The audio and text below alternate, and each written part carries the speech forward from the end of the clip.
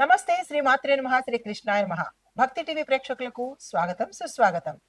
అయితే మనకి ముందుగా మీకు దసరా నవరాత్రుల యొక్క శుభాకాంక్షలు. అయితే మనకి ఖగోళ శాస్త్రంలో ఎప్పటికప్పుడు మనం యోగాల గురించే కదా చెప్పుకుంటూ ఉంటాము.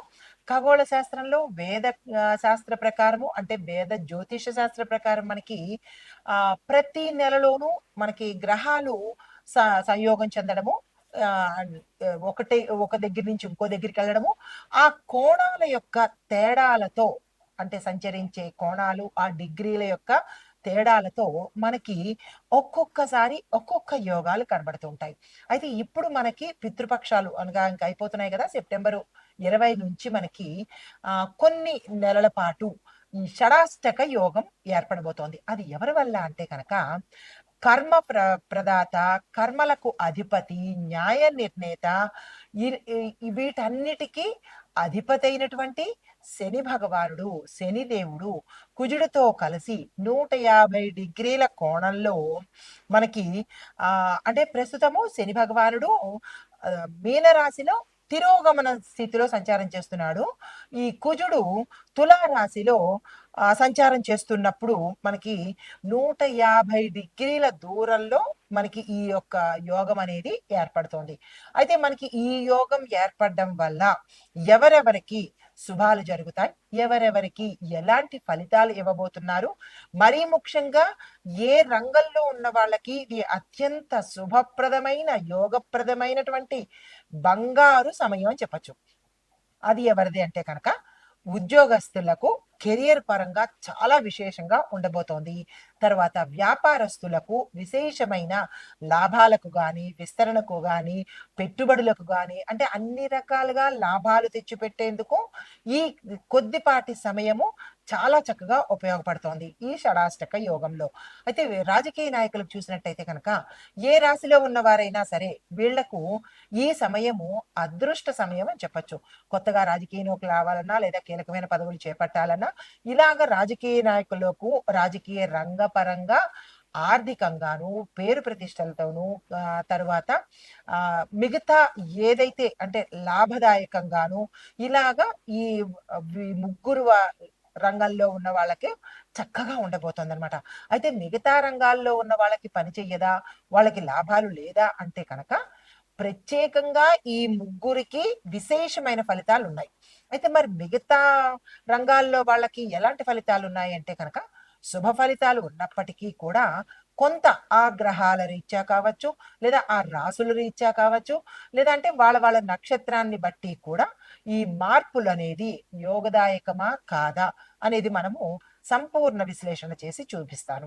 అయితే ఇక్కడ మీకు ఈ 12 రాశుల్లో ఉండే వాళ్ళకు విద్య, ఉద్యోగము, ఐటీ, వ్యాపారము, రాజకీయము, కుటుంబము, ఆరోగ్యము ఇలా ప్రతి ఒక్క అంశంలోనూ మీకు సవివరంగా ఈ షడాష్టక యోగంలో ఎలా ఉండబోతోంది, ఆ గ్రహాలు ఎలాంటి ఫలితాలు ఇస్తున్నాయి, ఇండివిజువల్గా ఒక్కొక్క గ్రహము ఎలాంటి ఫలితాలు మీకు ఇవ్వబోతోంది, ఆ గ్రహంతో పాటుగా మీ యొక్క నక్షత్రానికి గాని, మీ యొక్క రాశికి గాని ఎట్లాంటి ఫలితాలు మీరు తీసుకోబోతున్నారు అనేవన్నీ మీకు సవివరంగా తెలియజేస్తాను.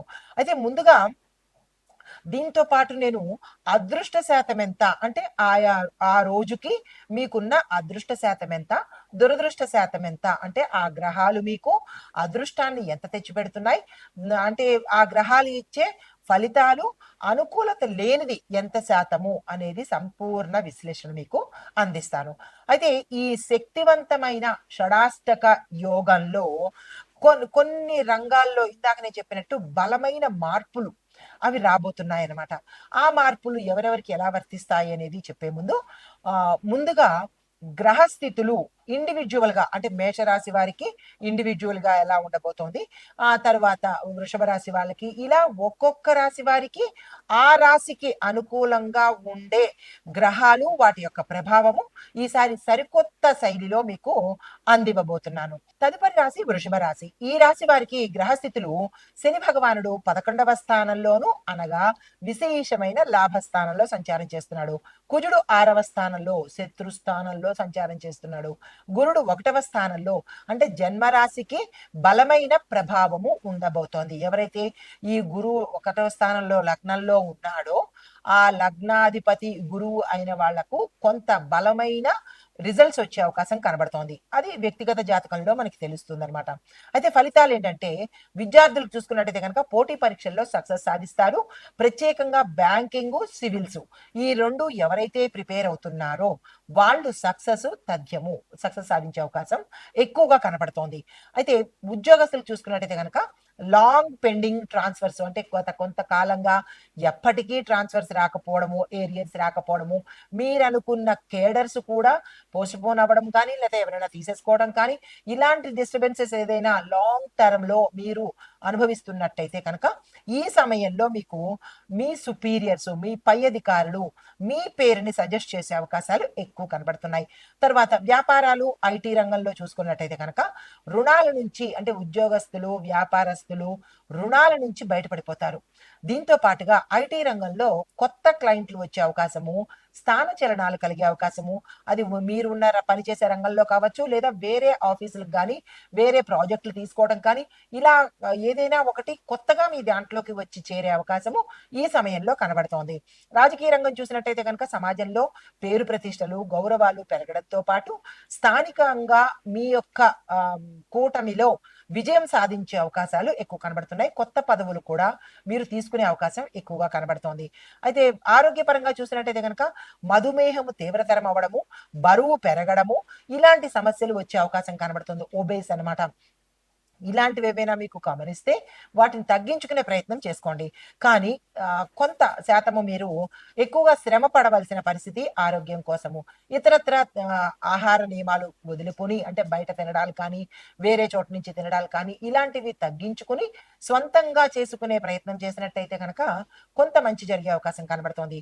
కుటుంబ పరంగా చూసుకున్నట్టయితే కనుక వంశవృద్ధికి సంబంధించినటువంటి శుభవార్తలు వింటారు. అంటే మీకు సంతాన యోగాలు ఎక్కువగా కనబడుతున్నాయన్నమాట. అయితే కొత్త ఆస్తులు కూడా కొనుక్కునే అవకాశము గోచరిస్తోంది. దానికి సంబంధించినటువంటి ప్రయత్నాలు చేసుకోండి. అయితే అదృష్ట, దురదృష్ట శాతాలు అంటే అనుకూలత, ప్రతికూలతలు ఎలా ఉన్నాయంటే 82% అనుకూలతలు, 18% ప్రతికూలతలు కనిపిస్తోంది. అంటే చాలా తక్కువ శాతం. కాబట్టి మీరు ఏ ప్రయత్నాలు చేసుకున్నా ఈ సమయాన్ని ఉపయోగించుకునే ప్రయత్నం చేసుకోండి.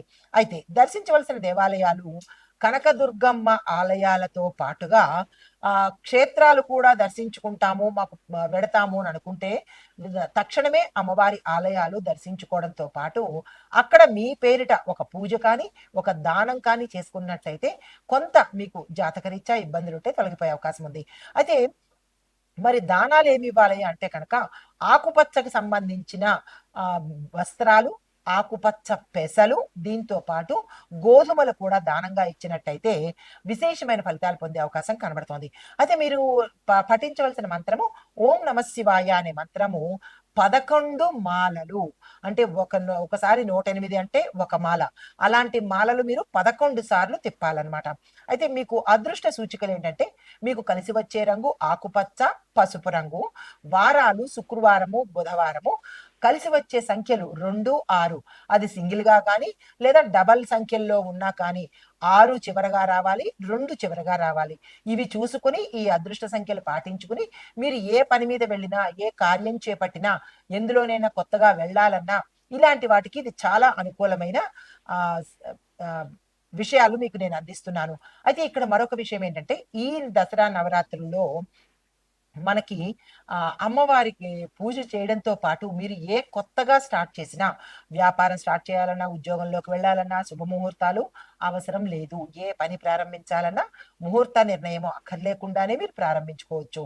అయితే ఈ పరిహారాలన్నీ పాటించుకుంటూ, ఈ శుభ తిథులు, శుభ సమయాలు, శుభ తేదీలు పాటించుకుంటూ మీ కార్యక్రమాలు చేసుకుంటూ ఆ శని భగవానుడి యొక్క, కుజుడి యొక్క అనుగ్రహం సంపూర్ణంగా పొందాలి అని కోరుకుంటూ నమస్తే.